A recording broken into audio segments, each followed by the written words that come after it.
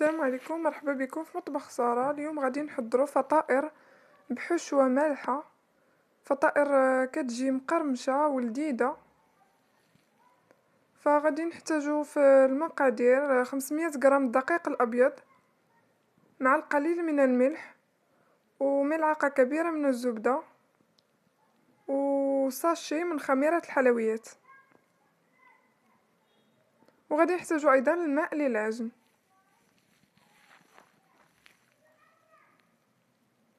كنبداو نوضعو الدقيق، كنوضعو عليه الملح وخميرة الحلويات مع الزبدة، وكندخلو هاد العناصر في الدقيق.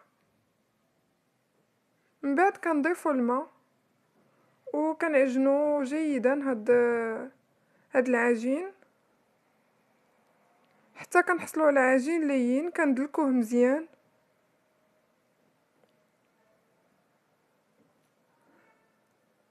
حتى كيصبح بهذا الشكل. كنخليو العجين ديالنا يرتاح، كنغطيوه بلاستيك غذائي ونخليوه يرتاح، وكنمروا لتحضير الحشوه. كنوضعوا اناء فيه البصل والفلفل الاخضر مقطعين قطع صغيره، كنوضعوا معهم القليل من الزيت وكنوضعوهم على النار.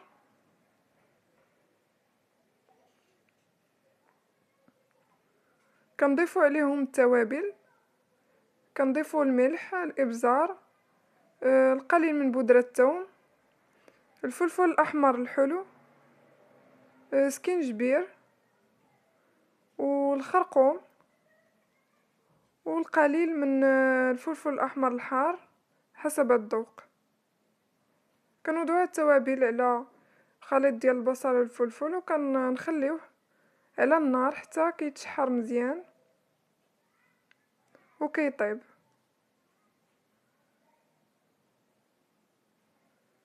من بعد ما كيطيب لينا هذا الخليط كنضيفوا عليه 2 العلب ديال الطون وكنحركو جيدا حتى كينسجموا لينا العناصر.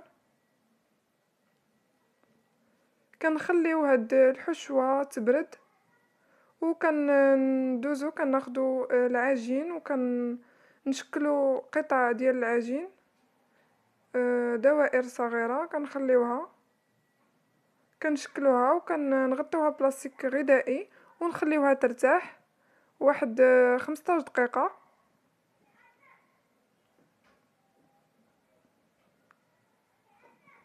من بعد ما كترتاح لينا هاد الكويرات هادي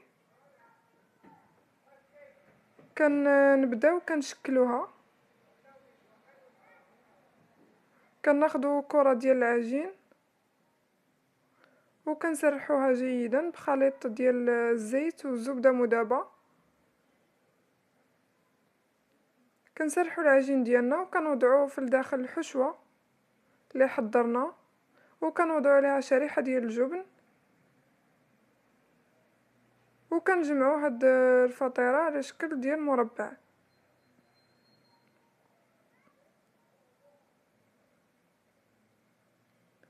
كنجمعو الجوانب ديالها، كنديرو جهة كتجي في الفوق وجهة في الاسفل.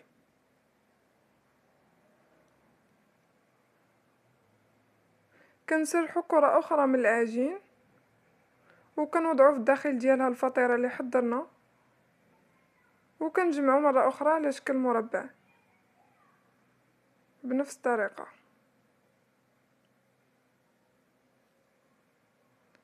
كنستمروا بهذا الشكل حتى كنحضروا جميع الكمية اللي عندنا.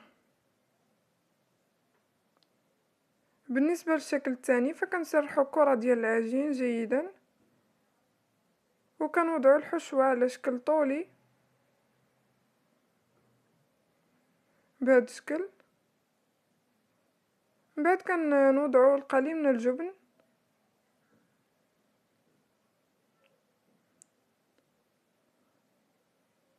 وكنجمعوا الاطراف ديال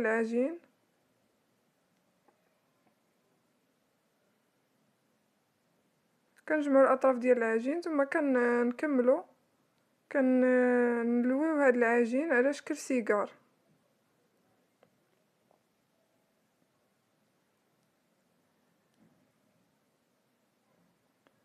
كنستمروا بهذا الشكل حتى كنكملوا العجين كامل.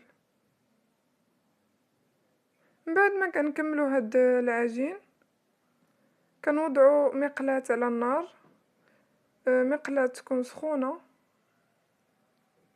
من بعد ما كتسخن كنرشوها بالزيت وكنوضعوا الفطائر ديالنا، كنبسطوها قليلا بالاصابع وكنخليوها تطهى. كنبقاو نقلبوها، كنرشوها بالزيت وكنقلبوها حتى كتحمر لينا.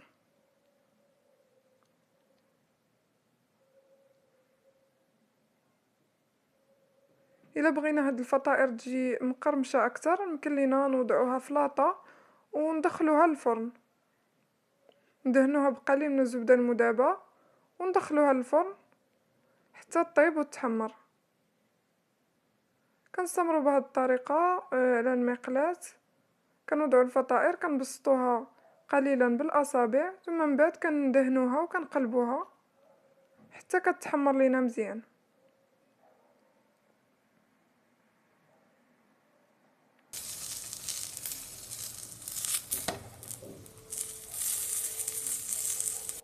وهذا الشكل ديال الفطائر ديالنا من بعد ما طابوا كيجيو بهذا الشكل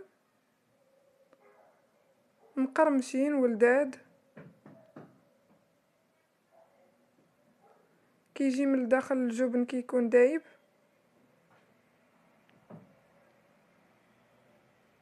هذا الشكل ديالهم من الداخل.